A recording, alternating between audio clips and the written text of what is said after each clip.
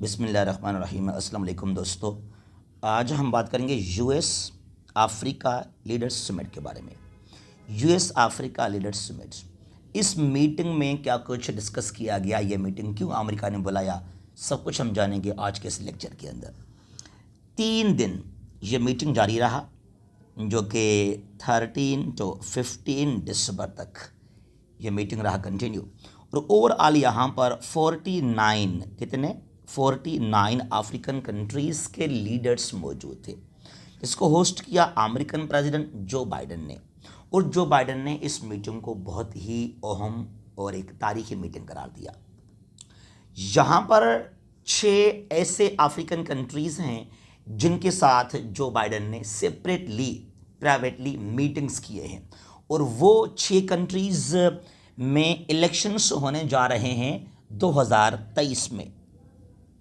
तो यहाँ पर सवाल ये है कि जो बाइडेन ने सेपरेटली मुलाकात क्यों किया अफ्रीका के उन 6 कंट्रीज़ के लीडर्स के साथ, और वहाँ पर इलेक्शंस होंगे 2023 में। अब इसका मतलब आप खुद जानते हैं, आप खुद समझते हैं। वो कंट्रीज़ 6 कंट्रीज़ कौन से हैं? ये 6 कंट्रीज़ हैं जिनके लीडर्स के साथ जो बाइडेन ने मुलाकात किया सेपरेटली। एक ये है सीरा लियोन इन वेस्ट अफ्रीका, लाइबेरिया है, और नाइजीरिया, गैबोन, कोंगो, और ये हैं मडागास्कर।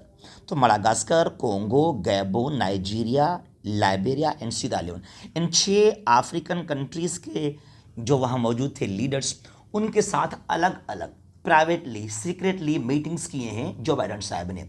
अब इसको लेकर चाइना ने कहा, बहुत सारे और भी कंट्रीज़ ने कहा कि जो बाइडेन है, जो अमेरिका है, वो यहाँ पर इलेक्शन जो होंगे 2023 में यहाँ इंटरफेयर करना चाहता है।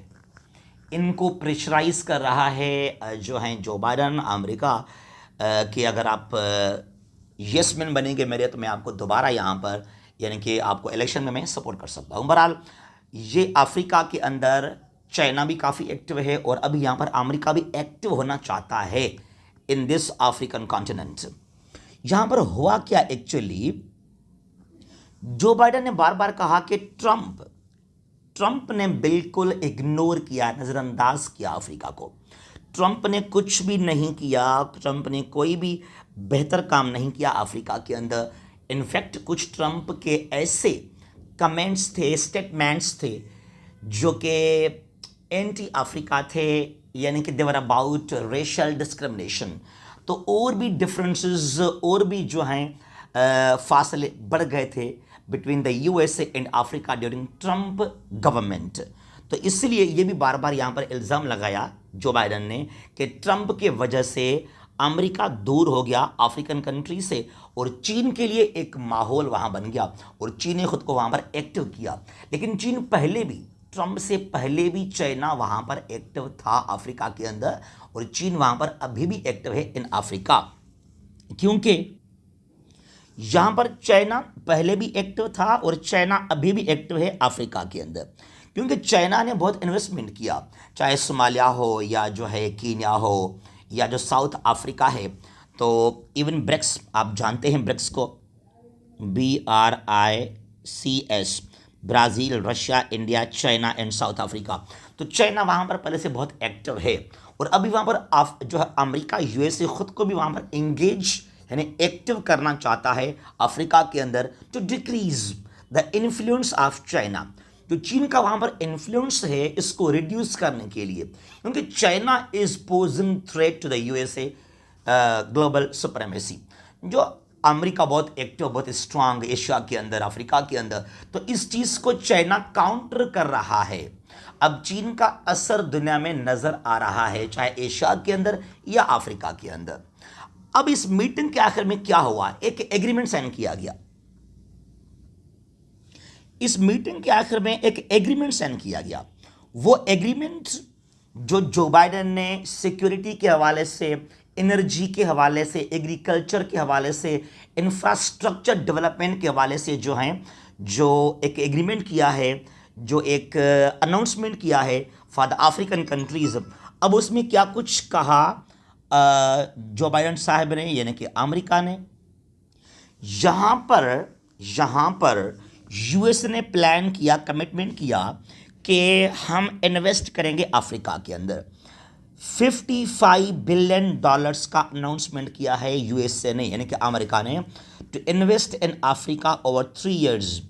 आने वाले 3 सालों में अमेरिका जो है $55 बिलियन इन्वेस्ट करेगा अफ्रीका के अंदर, इन डिफरेंट अफ्रीकन कंट्रीज़। वहाँ इंफ्रास्ट्रक्चर डेवलपमेंट होगा, एनर्जी के हवाले से, इकोनॉमिक डेवलपमेंट के हवाले से जो हैं अमेरिका ने कहा कि हम $55 बिलियन इन्वेस्ट करेंगे इन अफ्रीका। अब ये कुछ देखा जाए तो अमेरिका ने पहले भी कुछ अनाउंसमेंट किए थे, उनको प्रॉपर्ली इम्प्लीमेंट नहीं किया गया। अब देखने की बात यह है कि क्या वाकई अमेरिका जो है इतना पैसा इन्वेस्ट करने जा रहा है, यूज़ करने जा रहा है अफ्रीका के अंदर, टू रिड्यूस और to counter the influence of China. अब एक्चुअली यहां पर अमेरिका आ गया, और अमेरिका पहले से एक एस्टेब्लिश्ड पावरफुल कंट्री है, सुपर पावर है। अब चाइना इमर्जिंग पावर है, तो ये न्यू कोल्ड वार भी इसको हम कर सकते हैं, न्यू कोल्ड वार एरा भी इसको हम कर सकते हैं। अभी अफ्रीका में दोनों आकर एक्टिव हो गए, लेकिन याद कीजिएगा जो अमेरिका है, जो यूएसए है, उसका जो ग्लोबल ट्रेड है less than 1% with Africa. America का 1% से भी कम जो ट्रेड है वो यहां है अफ्रीका के अंदर। लेकिन जो चाइना है, China is the largest partner of African continent. चीन का वहां पर बहुत इन्फ्लुएंस है, बहुत इन्वेस्टमेंट है अफ्रीका के अंदर, तो चाइना वहां पर पहले से ही एक्टिव है। चाइना ने वहां पर इन्वेस्ट किया, बहुत डेवलपमेंट किया अफ्रीका के अंदर। और जो कुछ लोग कहते हैं कि अफ्रीका में अभी भी पॉवर्टी बहुत ज़्यादा है, या वहाँ पर जो है बिल्कुल बैकवर्ड है, ये बात भी गलत है। बहुत सारे कंट्रीज़ हैं वो इमर्ज हो रहे हैं, कुछ तो इमर्ज हो चुके हैं, तो अफ्रीका के अंदर काफ़ी डेवलपमेंट तेज़ी से जारी है। बहरहाल अब ये दोनों यहाँ पर एक्टिव हैं, अमेरिका आ गया और चाइना पहले से यहाँ पर एक्टिव है अफ्रीका के अंदर।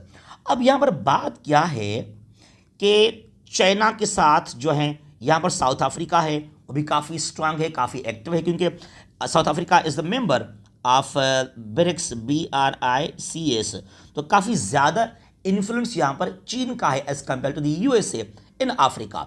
और अगर अब हम बात करें तारीखी लिहाज से भी, तो यूके ने और अमेरिका ने यहाँ पर जुल्म भी किया, नाइंसाफ़ी की, यहाँ सिग्रीगेशन था, डिस्क्रिमिनेशन भी हुआ था। तो ये भी एक फैक्टर है कि जो अफ्रीकन कंट्रीज़ हैं, उनके जो लीडर्स हैं, वो काफ़ी क्लोज ज़्यादा हैं विथ चाइना।